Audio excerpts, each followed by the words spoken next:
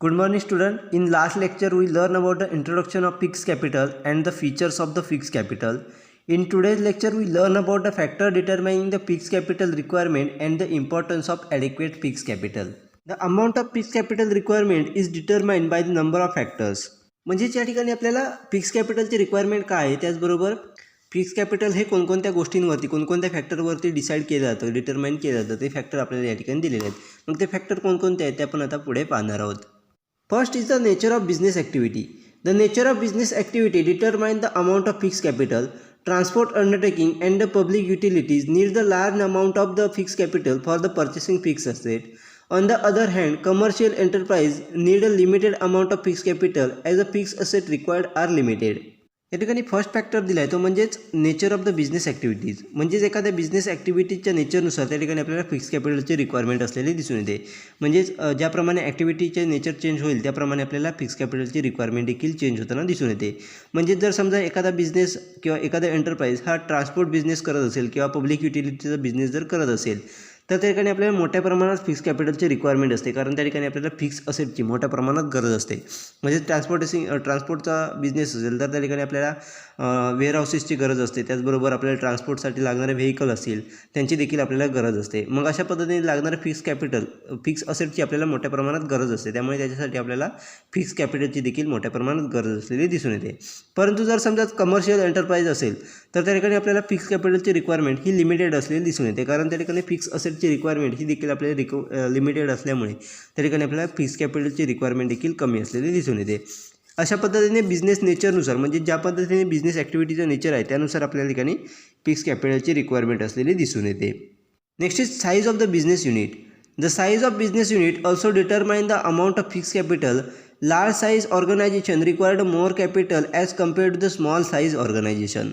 Next आपल्याला factor दिला आहे तो म्हणजे साईज ऑफ बिझनेस युनिट. म्हणजेच एखाद्या बिझनेस युनिटची साईज किती आहे त्यावरती देखील आपल्याला फिक्स कॅपिटलची रिक्वायरमेंट असलेली दिसून येते.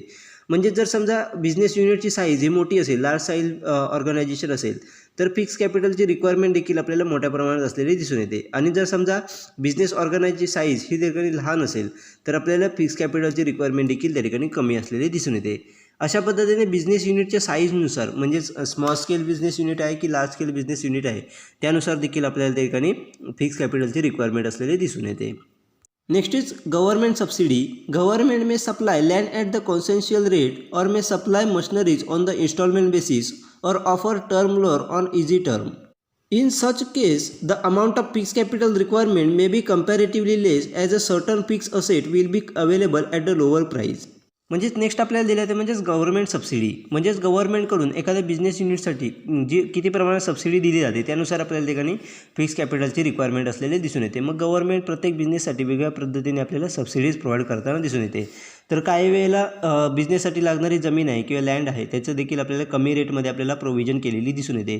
त्याचबरोबर वेगळ्या लागणाऱ्या मशिनरी आहेत त्या इन्स्टॉलमेंट बेसिसवरती आपल्याला ठिकाणी प्रोव्हाइड केल्या जातात. त्याचबरोबर एखाद्या बिझनेससाठी लागणारं जे काही टर्म लोन आहे ते देखील आपल्याला इझी टर्मनुसार किंवा कमी इंटरेस्ट रेटमध्ये देखील प्रोव्हाइड केलं जातं. त्यामुळे अशा केसमध्ये एखाद्या बिझनेसला लागणारं जे काही फिक्स कॅपिटल आहे त्याची रिक्वायरमेंट देखील आपल्याला कम्पॅरेटिव्हली कमी असलेली दिसून येते. म्हणजेच गव्हर्नमेंटकडून अशा पद्धतीने वेगवेगळ्या सबसिडी दिल्यामुळे त्यांना लागणारे जे काही फिक्स असेट आहे ते आपल्याला कमी प्राईजमध्ये अवेलेबल होत असल्यामुळे आपल्याला लागणारं जे काही फिक्स कॅपिटल आहे त्याची रिक्वायरमेंट देखील आपल्याला कमी झालेली दिसून येते.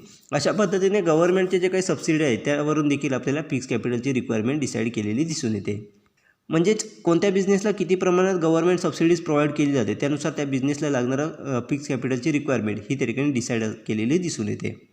Next is type of product manufacture. If the company is manufacturing sophisticated equipment or machineries such as computer, planes, etc., will require more fixed capital as compared to those companies who produce or like stationary product, plastic item, etc.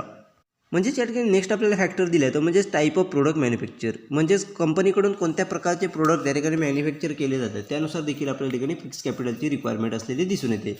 म्हणजे जर समजा एखादी company ही त्या ठिकाणी आपल्याला sophisticated equipment किंवा मशिनरीजचं त्या ठिकाणी प्रोडक्शन करताना दिसून येत असेल, म्हणजे कम्प्युटर असेल किंवा प्लेन्स असतील यासारख्या गोष्टींचं त्या ठिकाणी प्रोडक्शन करणारी कंपनी असेल तर तिला लागणाऱ्या फिक्स कॅपिटलची रिक्वायरमेंट ही आपल्याला जास्त असलेली दिसून येते.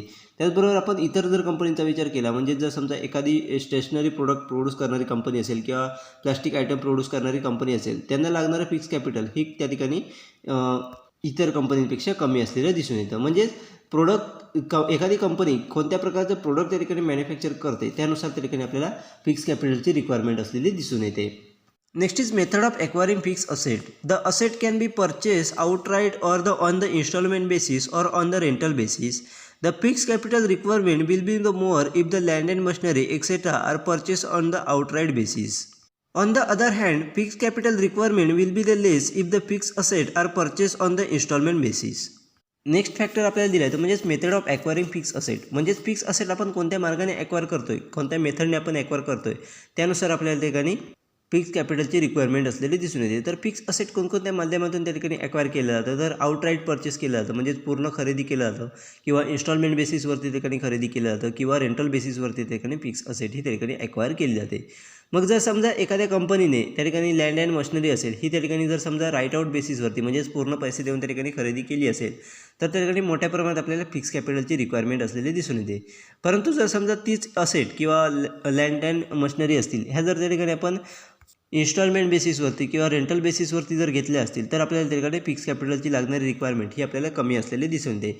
कारण आपल्याला लक्षात येईल की फिक्स असेट ही आपण जर आउटराईट बेसिसवरती घेतले तर आपल्याला त्याचं जे पेमेंट आहे म्हणजे त्याला लागणारे जे काही द्यावं लागणारं पेमेंट हे आपल्याला ऑन द बेसिस इन्स्टंट बेसिसवरती आपल्याला द्यावं लागतं, म्हणजेच लगेच त्या ठिकाणी आपल्याला ते पेमेंट करावं लागतं. परंतु जर आपण त्या ठिकाणी इन्स्टॉलमेंट बेसिसवरती घेतलं असेल किंवा रेंटल बेसिसवरती घेतलं असेल तर आपल्याला त्याचं पेमेंट हे थोड्या काळानंतर हे द्यावं लागतं. त्यामुळे त्या ठिकाणी आपण जर आउटराईट बेसिसवरती घेतलं तर आपल्याला इन्स्टंट पेमेंट करावं लागत असल्यामुळे आपल्या ठिकाणी फिक्स कॅपिटलची रिक्वायरमेंट ही जास्त असते त्यावेळेला. आणि जर आपण इन्स्टॉलमेंट बेसिसवरती घेतलं तर आपण बिझनेस रन केल्याच्यानंतर आपल्याला होणाऱ्या प्रॉफिटमधून देखील आपण त्या ठिकाणी त्याची इन्स्टॉलमेंट हे त्या ठिकाणी पे करू शकतो. त्यामुळे त्या मेथडमध्ये जर आपण त्या ठिकाणी फिक्स असेट घेतलं तर आपल्याला लागणारी फिक्स कॅपिटलची रिक्वायरमेंट ही त्या ठिकाणी कमी असलेली दिसून येते. अशा पद्धतीने आपण कोणत्या मेथडने त्या ठिकाणी फिक्स असेट ॲक्वायर करतोय त्यानुसार आपल्या ठिकाणी फिक्स कॅपिटलची रिक्वायरमेंट असलेली दिसून येते. Next is technology use. Those firms which are sophisticated technology to produce the goods required a huge investment in fixed asset like a plant and machinery. However, those companies which are more labor intensive or which do not make a use of latest technology may require a less investment in plant and machinery. Next factor दिला आहे तो म्हणजेच technology use. म्हणजेच कंपनीकडून कोणत्या पद्धतीची technology use केली जाते त्यावरती आपल्याला त्या ठिकाणी फिक्स कॅपिटलची रिक्वायरमेंट असलेली दिसून येते. म्हणजेच जर समजा एखादी कंपनी ही त्या ठिकाणी आपल्याला सोफिस्टिकेटेड टेक्नॉलॉजीचा यूज करून त्या ठिकाणी आपल्याला गुड्सचं प्रोडक्शन जर करत असेल म्हणजेच एखाद्या प्रोडक्टचं प्रोडक्शन करण्यासाठी त्या ठिकाणी सोफिस्टिकेटेड टेक्नॉलॉजीचा यूज करत असेल तर त्या ठिकाणी आपल्याला मोठ्या प्रमाणात प्लांट अँड मशिनरीमध्ये इन्व्हेस्टमेंट करणं गरजेचं असतं. त्यामुळे आपल्याला त्या ठिकाणी लागणारी जी काय फिक्स कॅपिटल आहे त्याची रिक्वायरमेंट देखील त्या ठिकाणी जास्त असलेली दिसून येते. परंतु जर समजा एखादी कंपनी ही त्या ठिकाणी आपल्याला पूर्णपणे लेबर इंटेन्सिव्हने त्या ठिकाणी आपल्याला प्रोडक्शन घेत असेल त्याचबरोबर कोणत्या प्रकारची लेटेस्ट टेक्नॉलॉजी जर त्या ठिकाणी यूज करत नसेल तर आपल्याला त्या ठिकाणी लागणारे प्लांट अँड मशिनरीमध्ये लागणारी इन्व्हेस्टमेंट ही त्या ठिकाणी कमी असलेली दिसून येते.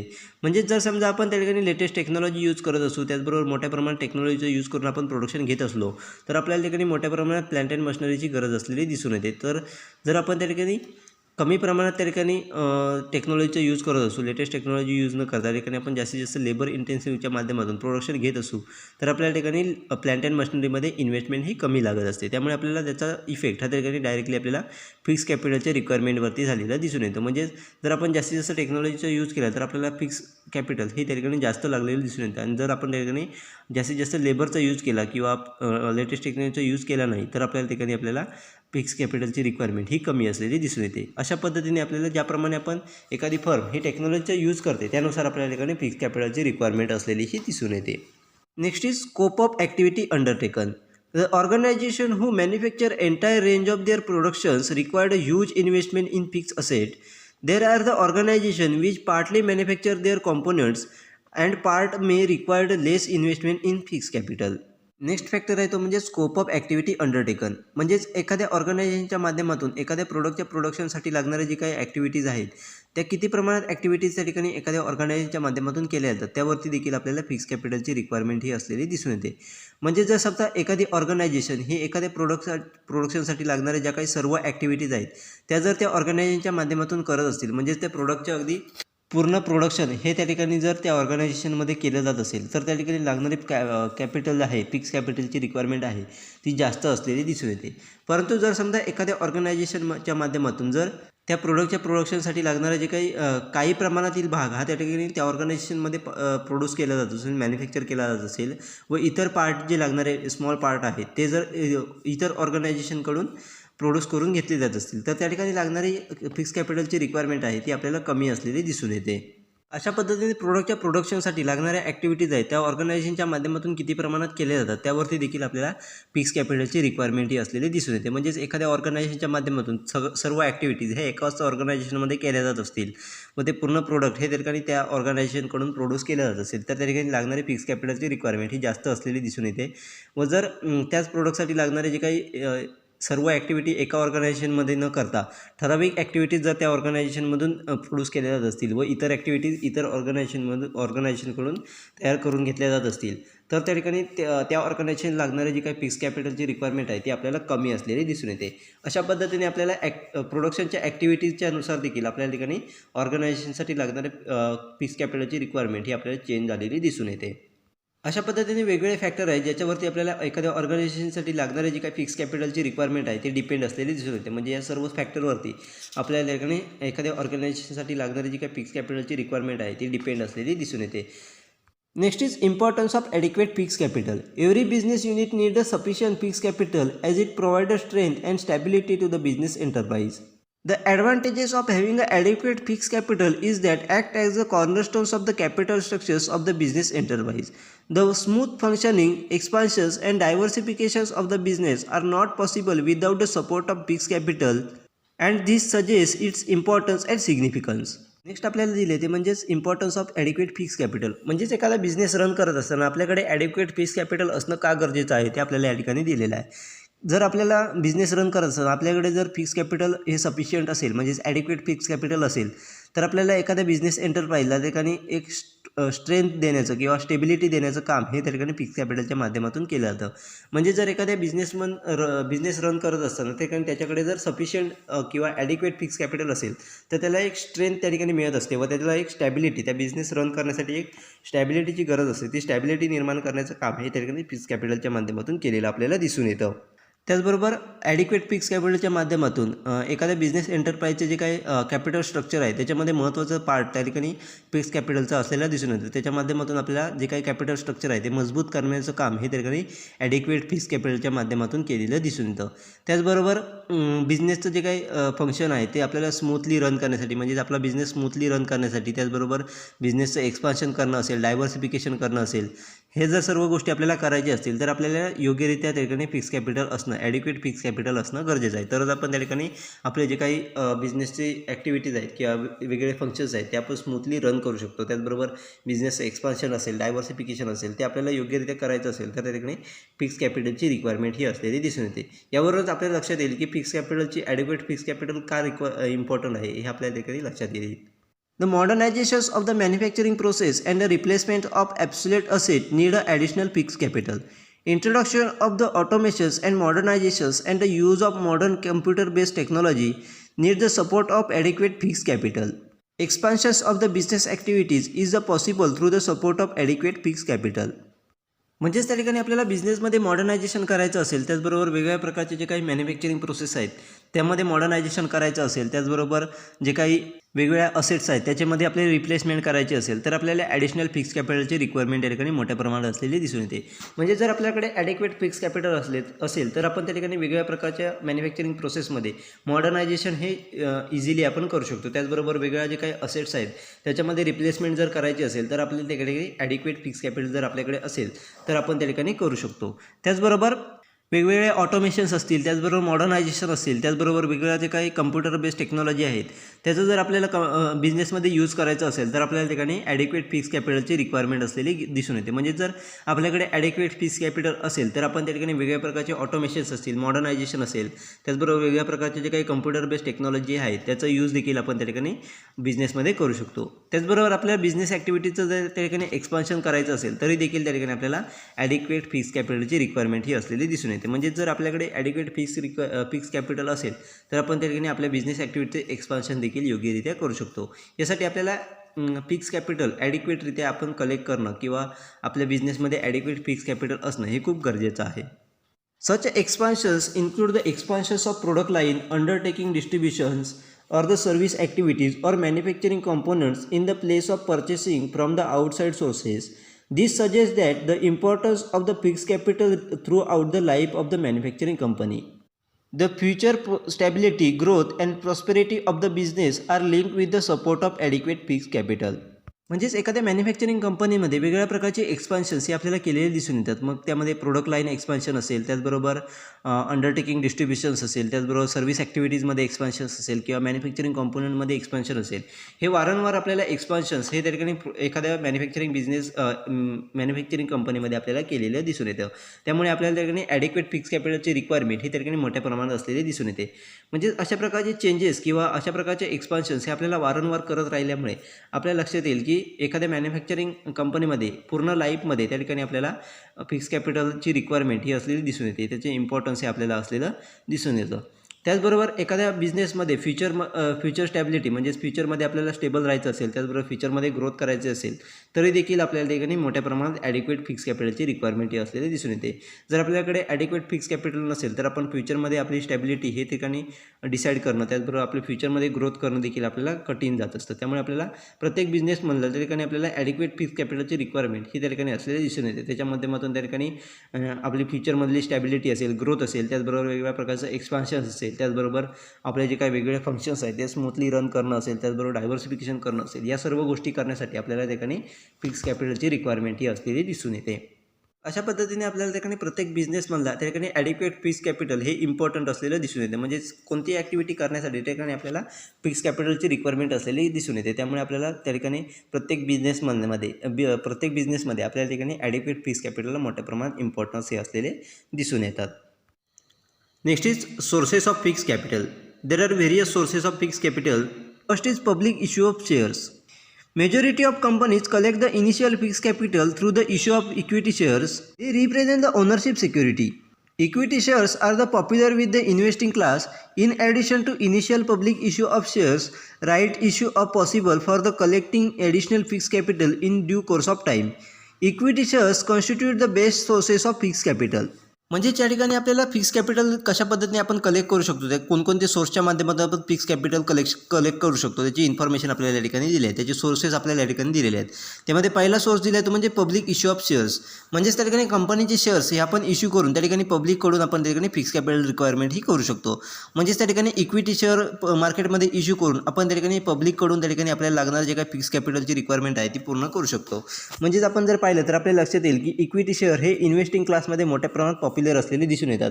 म्हणजे जो कोणी इन्व्हेस्टिंग क्लास आहे म्हणजे जे लोक त्या ठिकाणी कंपनीजमध्ये वेगवेगळ्या कंपनीजमध्ये किंवा वेगवेगळ्या शेअर्समध्ये आपल्याला इन्व्हेस्ट करू इच्छितात त्यामध्ये आपल्याला इक्विटी शेअर हा सगळ्यात मोठा पॉप्युलर असलेला दिसून येतो. त्यामुळे आपण इक्विटी शेअर्सच्या माध्यमातून आपल्या कंपनीसाठी लागणारे जे काही फिक्स कॅपिटलची रिक्वायरमेंट आहे ती आपण पूर्ण करू शकतो.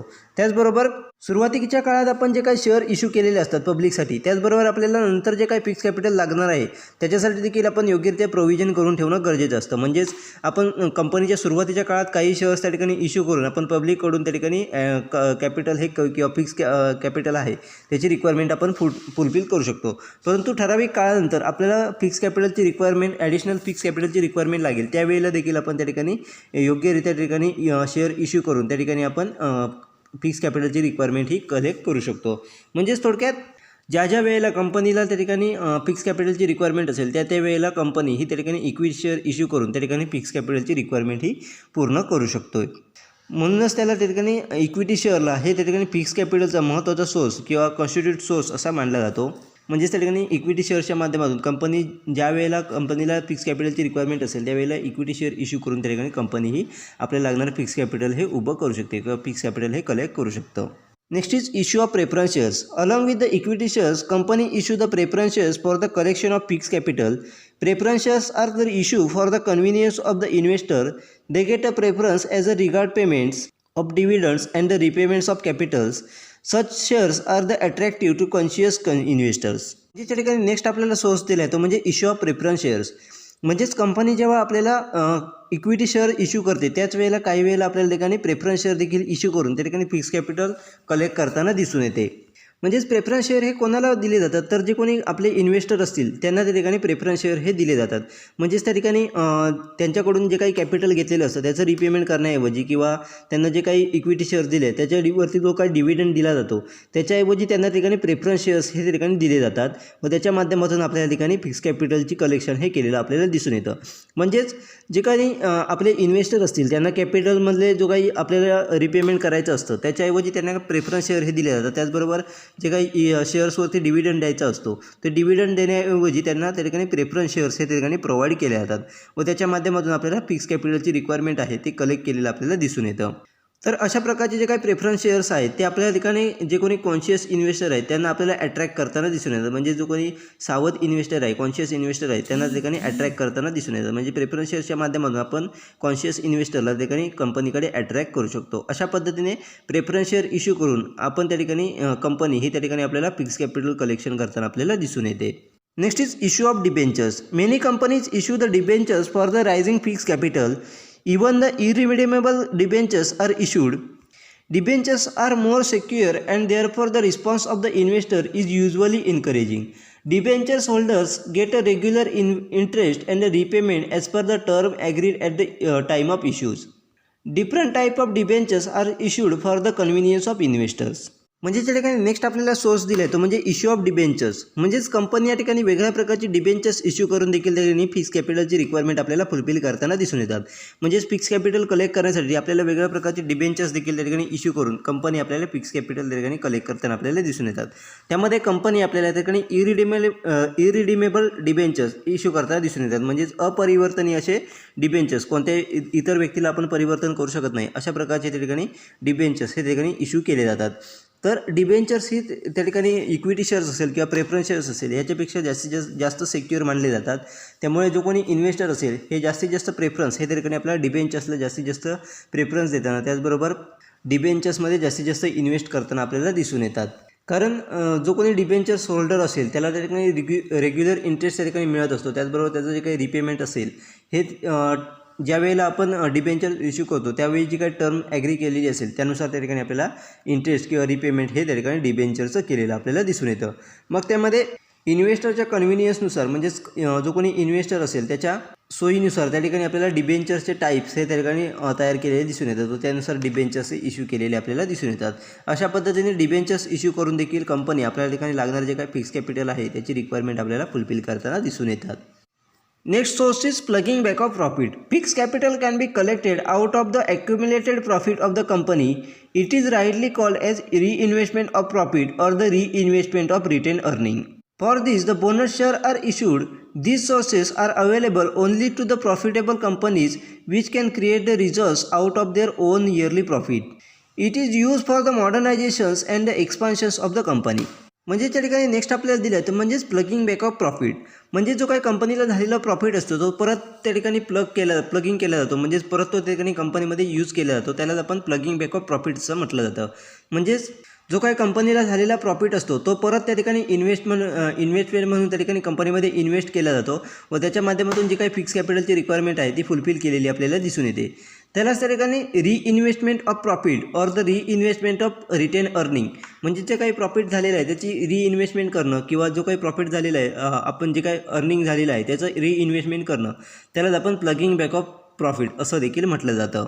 त्याच्यासाठी कंपनी ही त्या ठिकाणी आपल्याला बोनस शेअर इश्यू करते व त्याच्या माध्यमातून जे काही प्रॉफिट झालेला आहे तो आपल्याला प्लगिंग बॅक करताना आपल्याला दिसून येतं. म्हणजेच जो काही प्रॉफिट झालेला आहे तो परत आपल्याला कंपनीमध्ये जे काही लागणारं फिक्स कॅपिटल आहे त्याच्यासाठी आपल्याला इन्व्हेस्ट करताना आपल्याला दिसून येतो. तर अशा प्रकारचं फिक्स कॅपिटल हे कोणत्या कंपनी इश्यू करू शकतात? ज्या कंपनी त्या ठिकाणी आपल्याला मोठ्या प्रमाणात प्रॉफिट करून घेत आहेत. म्हणजेच त्यांना मोठ्या प्रमाणात आपल्याला प्रॉफिट होतं आहे व त्याच्या माध्यमातून त्यांचं जे काही इयरली प्रॉफिट आहे त्याच्या माध्यमातून ते वेगळ्या प्रकारचं रिझर्व हे ते क्रिएट करत असतील तर त्याच कंपनी त्या ठिकाणी आपल्याला अशा प्रकारे प्लगिंग बॅक प्रॉफिटचं करू शकतात. म्हणजेच थोडक्यात ज्या कंपनीला जी कंपनी इयरली प्रॉफिटच्या माध्यमातून काही पार्ट हा त्या ठिकाणी आपल्याला रिझर्व करून ठेवते त्याच कंपनी अशा पद्धतीने आपल्याला प्रॉफिट हे प्लगिंग बॅक करताना दिसून येतात. तर अशा प्रकारचं कॅपिटलची रिक्वायरमेंट यूज आपण कशा पद्धतीने करू शकतो, तर कंपनीमध्ये मॉडर्नायझेशन करायचं असेल, त्याचबरोबर कंपनीचं एक्सपान्शन करायचं असेल, तर त्यासाठी आपण त्या ठिकाणी प्रॉफिटचं प्लगिंग बॅक करून आपण फिक्स कॅपिटल रिक्वायरमेंट हे फुलफिल करू शकतो व त्याच्या माध्यमातून कंपनीमध्ये मॉडर्नायझेशन करणं असेल, त्याचबरोबर कंपनीचं एक्सपान्शन करणं असेल, या गोष्टी आपण करू शकतो. Next is bank loan. Short-term loan take from the commercial bank are often renewed for the meeting a long-term financial needs. Bank nowadays adopt the progressive policies toward the loan to trade and industries. This change is responsible for the supply of the medium and long-term finance by the banking sector to the corporate sector. त्या ठिकाणी next आपल्याला source दिला आहे तो म्हणजेच bank loan. म्हणजेच त्या ठिकाणी इंडस्ट्रीज असतील किंवा वेगवेगळ्या कंपनीज असतील, ह्या बँक लोनच्या माध्यमातून देखील आपल्याला फिक्स कॅपिटलची रिक्वायरमेंट आपल्याला फुलफिल करताना दिसून येतात. म्हणजे सुरुवातीच्या काळाला कमर्शियल बँकच्या माध्यमातून आपल्याला ठिकाणी फक्त शॉर्ट टर्म लोनवरती लोन हे दिलं जायचं. मग ऑर्गनायझेशन काय करायचे, तर सुरुवातीला कमर्शियल बँकेकडून शॉर्ट टर्मवरती लोन घेऊन एका ठराविक पिरियड नंतर ते रिन्यू केलं जायचं व परत त्या ठिकाणी आपल्याला लोन हे घेतलं जायचं व लाँग टर्मसाठी जी काय आपली फिनान्शियल नीड असेल ती फुलफिल केली जायची. म्हणजेच आपली ऑर्गनायझेशन सुरू करत असताना त्या ठिकाणी कमर्शियल बँकेकडून शॉर्ट टर्मवरती लोन घ्यायचं, एका ठराविक काळानंतर परत ते रिन्यू करून आपल्याला जी काही लाँग टर्म फिनान्शियल नीड आहे ती आपण फुलफिल करायची. अशा पद्धतीने ऑर्गनायझेशन आपल्याला या ठिकाणी वेगळ्या पद्धतीने आपल्याला बँक लोनच्या माध्यमातून आपल्याला फिक्स कॅपिटलची रिक्वायरमेंट फुलफिल करताना दिसून येत होत्या. परंतु सध्याच्या काळात जर आपण पाहिलं तर बँकिंग सेक्टरने वेगळ्या पद्धतीचे आपल्याला प्रोग्रेसिव्ह पॉलिसीज ह्या तयार केलेल्या दिसून येतात व त्या पॉलिसीच्या माध्यमातून आपल्याला ठिकाणी ट्रेडसाठी असेल किंवा इंडस्ट्रीसाठी असेल आपल्याला फिनान्स प्रोव्हाइड करताना दिसून येतात. म्हणजे प्रोग्रेसिव्ह पॉलिसीच्या माध्यमातून आपल्या ठिकाणी वेगळ्या पद्धतीने फिनान्स हा प्रोव्हाइड केला जातो व त्याच्या माध्यमातून ऑर्गनायझेशन हे आपल्याला ठिकाणी फिक्स कॅपिटलची रिक्वायरमेंट ही आपल्याला फुलफिल करताना दिसून येतात.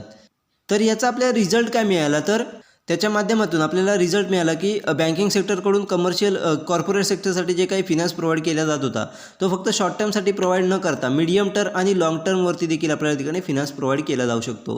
म्हणजेच बँकिंग सेक्टरकडून आता आपल्याला ठिकाणी मीडियम टर्मवरती असेल किंवा लाँग टर्मवरती देखील असेल त्या ठिकाणी आपल्याला फिनान्स प्रोव्हाइड केला जातो. अशा पद्धतीने आपल्याला ठिकाणी बँक लोनच्या माध्यमातून ऑर्गनायझेशन आपल्याला लागणारे जे काही फिक्स कॅपिटल आहे ते कलेक्ट करताना आपल्याला दिसून येतात. Next is lease financing. There are lease financing companies which provide the costly machineries, equipment, etc. on the lease basis. The manufacturing company take the positions of the machinery, use the same and pay the rent for the same. Here the fixed assets are available on the rental basis and the naturally huge investment in them is not necessary. Leasing facilities is economical and attractive to the small manufacturer and the companies.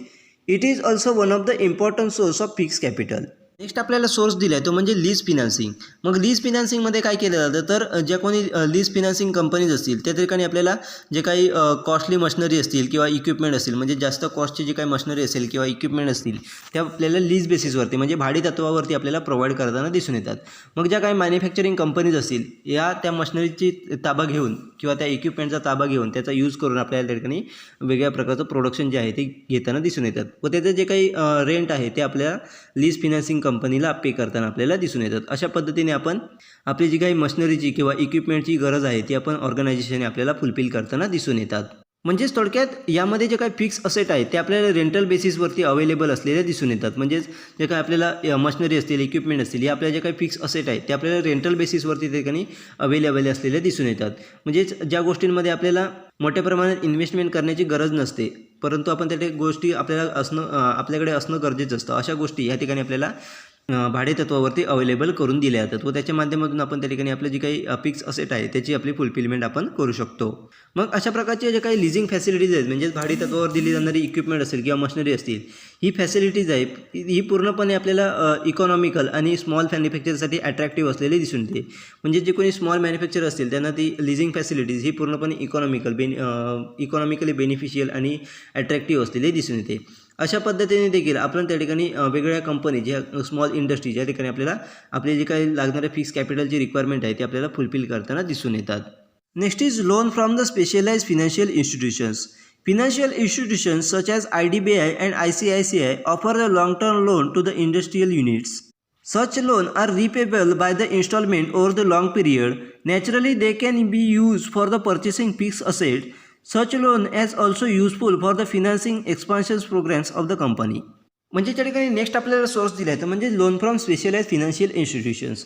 म्हणजे ज्या काही specialise financial institute असतात त्यांच्याकडून आपण त्या ठिकाणी loan घेऊन आपल्याला जी काही फिक्स कॅपिटलची रिक्वायरमेंट आहे ती आपण फुलफिल करू शकतो.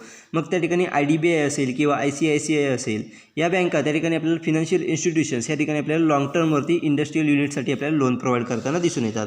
तर याचं रिपेमेंट हे आपल्याला लॉंग टर्म पिरियड असलेलं दिसून येतं. म्हणजे इन्स्टॉलमेंट बेसिसवरती आपण त्या ठिकाणी लॉंग पिरियडवरती आपण त्या ठिकाणी त्याचं रिपेमेंट हे करू शकतो. म्हणजेच त्या लोनचा जो काही रिपेमेंट काळ असतो, मुदत असते, ती आपल्याला जास्त काळ असलेली दिसून येते, लॉंग पिरियड असलेला आपल्याला दिसून येतो. तर अशा प्रकारे लोन घेऊन जे काही इंडस्ट्रियल युनिट्स असतील ते त्यांना लागणारं जे काही फिक्स असेट आहे त्याचं परचेस करण्यासाठी आपल्याला यूज करताना दिसून येतात. त्याचबरोबर एखाद्या कंपनीचा जो काही एक्सपान्शन प्रोग्राम असेल त्याला लागणारे फिनान्स असेल तो देखील त्या ठिकाणी अशा प्रकारच्या लोनच्या माध्यमातून त्या ठिकाणी आपण फुलफिल करताना आपल्याला ऑर्गनायझेशन दिसून येतात. म्हणजे समजा त्या ठिकाणी एखाद्या कंपनीला फिक्स असेट खरेदी करायचं असेल किंवा एखादा एक्सपान्शन प्रोग्राम त्या ठिकाणी इम्प्लिमेंट करायचा असेल त्याच्यासाठी जे काही लागणारं फिनान्स आहे तो फिनान्स उभा करण्यासाठी आपण त्या ठिकाणी अशा प्रकारच्या स्पेशलाइज जे काही फिनान्शियल इन्स्टिट्यूट आहेत त्यांच्याकडून लॉंग टर्म लोन घेऊन आपण त्या ठिकाणी आपली जी काही फुलफिलमेंट आहे ती करू शकतो. Next is venture capital. It is a form of equity financing by the specialised institutions to the high risk and high rewarding project. It is IT sectors and RD projects. Next आपल्याला source दिला तो म्हणजेच venture capital. तर venture capital कोण provide करतं, तर त्या काही स्पेशलाइज इन्स्टिट्यूशन्स असतात ते आपल्याला इक्विटी फिनान्सच्या माध्यमातून आपल्या ठिकाणी अशा पद्धतीने व्हेंचर कॅपिटल प्रोव्हाइड करताना दिसून येतात. तर हे कॅपिटल कशासाठी प्रोव्हाइड केलं जातं, तर हाय रिस्क किंवा हाय रिवॉर्डिंग प्रोजेक्ट असतील त्यांच्यासाठी आपल्याला व्हेंचर कॅपिटलचा यूज केलेला दिसून येतो. मग त्यामध्ये IT सेक्टर असेल किंवा रिसर्च अँड डेव्हलपमेंट प्रोजेक्ट असतील याच्यासाठी त्या ठिकाणी आपल्याला व्हेंचर कॅपिटलचा यूज केलेला दिसून येतो. अशा पद्धतीने वेगवेगळ्या सोर्सच्या माध्यमातून आपल्याला त्या ठिकाणी वेगवेगळ्या इन्स्टिट्यूशन्स किंवा वेगवेगळ्या इंडस्ट्रीज ह्या ठिकाणी आपल्याला फिक्स कॅपिटलची फुलफिलमेंट किंवा रिक्वायरमेंट आपल्याला फुलफिल करताना आपल्याला दिसून येतात. Next concept is working capital. Working capital it is also called as circulating capital. It is that part of the capital which is required for the meeting the day-to-day expenses of the business unit. It is required for the purchase of raw material and stores, payment of wages and other regular expenses like the electricity, water charges, tax, etc. It is recurring in nature. या ठिकाणी next आपल्याला concept दिली ती म्हणजे working capital. तर working कॅपिटलला त्या ठिकाणी circulating capital असं देखील म्हटलं जातं, कारण वर्किंग कॅपिटल हे बिझनेसमध्ये आपल्याला नेहमी सर्क्युलेट होताना दिसून येतं.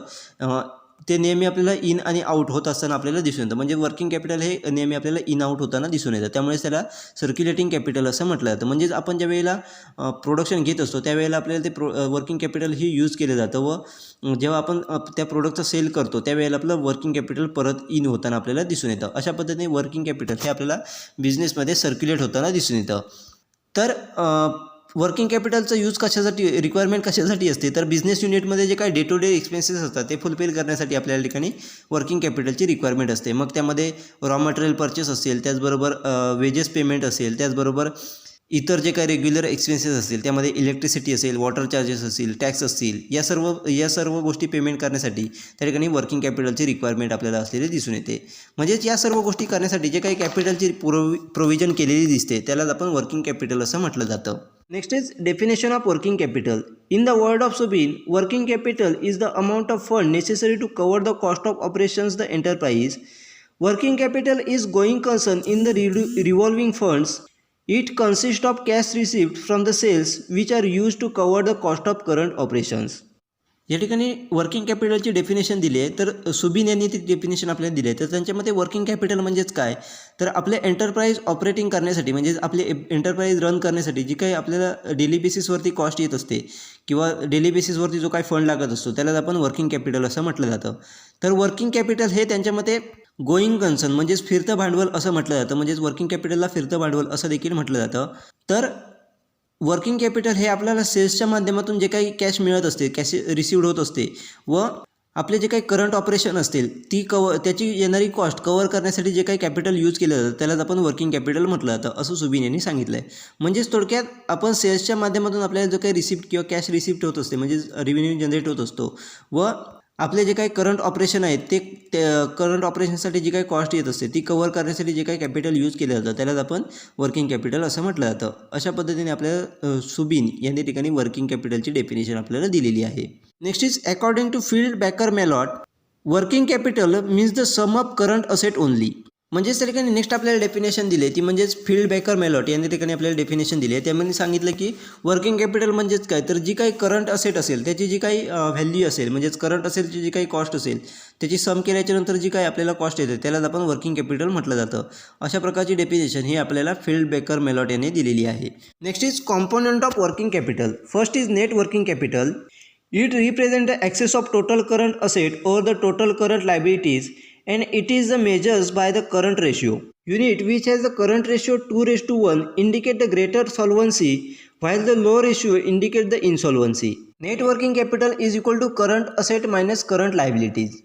या ठिकाणी आपल्याला वर्किंग कॅपिटलचे कॉम्पोनंट दिले आहे. त्यामध्ये पहिला कॉम्पोनंट दिले तर म्हणजे नेट वर्किंग कॅपिटल. तर नेट वर्किंग कॅपिटल म्हणजेच काय, तर टोटल करंट लायबिलिटीजवरती टोटल करंट असेट किती आहे त्याचा ॲक्सेस किती आहे हे आयडेंटिफाय केलं जातं. म्हणजेच करंट रेशिओनुसार आपल्याला टोटल करंट असेट आणि टोटल करंट लायबिलिटी यांच्यामधला किती प्रमाणात रेशिओ आहे हे आयडेंटिफाय केलं जातं. मग जर समजा एखाद्या युनिटमध्ये जर करंट रेशिओ हा त्या ठिकाणी 2:1 असेल तर त्या ठिकाणी ग्रेटर सॉल्वन्सी ही त्या ठिकाणी इंडिकेट केली जाते. म्हणजेच ती युनिट हे पूर्णपणे आपल्याला स्ट्रॉंग असलेलं किंवा मजबूत किंवा पूर्णपणे परिपूर्ण असलेलं आपल्याला दिसून येतं. परंतु हा जर रेशो कमी असेल तर त्या ठिकाणी इन्सॉल्वन्सी म्हणजेच ती युनिट किंवा ती फर्म ही आपल्याला दिवाळखोर निघालेली आपल्याला दिसून येते, ते इंडिकेट केलं जातं. अशा पद्धतीने आपल्याला नेट वर्किंग कॅपिटलच्या रेशोनुसार कंपनीची सॉल्वन्सी आणि इन्सॉल्वन्सी हे आयडेंटिफाय केलं जातं. मग नेटवर्किंग कॅपिटल कॅल्क्युलेट कशा पद्धतीने केलं जातं, तर current asset minus current liabilities. मग करंट असेटमध्ये कॅश असेल, मार्केटेबल असेट असेल, त्याचबरोबर अकाउंट्स असतील, बिल्स रिसिवेबल असतील, त्याचबरोबर इन्व्हेंटरीज असतील, सिक्युरिटीज असतील, हे सर्व गोष्टी त्या ठिकाणी करंट असेटमध्ये प्लस केल्या जातात. म्हणजेच त्याची व्हॅल्यू त्या ठिकाणी करंट असेटमध्ये घेतली जाते आणि त्याच्या मधून करंट लायबिलिटीज आहे ती मायनस केली जाते. मग करंट लायबिलिटीमध्ये ट्रेड ड्युटीज असतील, सन्ड्री क्रेडिटर्स असतील, त्याचबरोबर प्रोव्हिजन्स असतील, टॅक्स असतील, लोन असेल, त्याचबरोबर बिल्स पेबल असतील, या सर्व गोष्टी या ठिकाणी करंट लायबिलिटीजमध्ये ॲड केल्या जातात व करंट असेटमधून करंट लायबिलिटी मायनस केली जाते व त्याच्या माध्यमातून नेट वर्किंग कॅपिटल हे त्या ठिकाणी आयडेंटिफाय केलं जातं व त्याच्या रेशिओनुसार त्या ठिकाणी आपल्याला त्या ठिकाणी कंपनीची सॉल्वन्सी आणि इन्सॉल्वन्सी ही त्या ठिकाणी आयडेंटिफाय केली जाते. अशा पद्धतीने आपल्याला त्या ठिकाणी वर्किंग कॅपिटलचं फर्स्ट कॉम्पोनंट जे आहे नेट वर्किंग कॅपिटल हे या ठिकाणी आपल्याला दिलेलं आहे. Next concept is gross working capital. It is equal to the total sum of current asset and may represent both own capital and loan capital. The gross concept gives only the quantitative information about the company's finance minus the total circulating assets. The concept of gross capital is a financial concept, while that the net capital is the accounting concept. म्हणजे ज्या ठिकाणी working कॅपिटलचा next component दिला आहे तर म्हणजेच gross working capital. तर gross working capital म्हणजेच काय, तर एखाद्या बिझनेस युनिटचे जे काही टोटल कॅपिटल असतं म्हणजे स्वतःने ओन केलेलं कॅपिटल त्याचबरोबर लोन कॅपिटल ह्या दोन्हीचं सम करून जी काही असेट आपल्याला त्या ठिकाणी दिली जाते म्हणजेच कंपनीची जी काही करंट असेट असते त्याची जी काही टोटल सम दिली जाते त्यालाच आपण ग्रॉस वर्किंग कॅपिटल असं म्हटलं जातं. मग ग्रॉस वर्किंग कॅपिटलमध्ये कशा पद्धतीने कॅल्क्युलेट केलं जातं, तर त्या ठिकाणी कंपनीचा जो काही टोटल फिनान्स असेल त्याच्यामधून फक्त जो काही टोटल सर्क्युलेटिंग असेट्स आहे ती मायनस केली जाते व त्याच्या माध्यमातून ग्रॉस वर्किंग कॅपिटल हे आयडेंटिफाय केलं जातं. म्हणजेच थोडक्यात कंपनीचा जो काही टोटल फिनान्स आहे त्याच्यामधून फक्त जे काही सर्क्युलेटिंग असेट्स आहे टोटल सर्क्युलेटिंग असेट ती मायनस केली जाते व त्याच्या माध्यमातून ग्रॉस वर्किंग कॅपिटल हे आयडेंटिफाय केलं जातं. तर आपल्या लक्षात येईल की ग्रॉस वर्किंग कॅपिटल ही एक फिनान्शियल कॉन्सेप्ट आहे तर नेट कॅपिटल ही एक त्या ठिकाणी अकाउंटिंग कॉन्सेप्ट आहे. अशा पद्धतीने आपल्या ठिकाणी दोन कॉम्पोनंट हे त्या ठिकाणी वर्किंग कॅपिटलचे दिलेले आहेत. नेक्स्ट आपल्याला दिले ते म्हणजे factor determining the working capital requirement, ते आपण नेक्स्ट लेक्चरमध्ये पाहणार आहोत.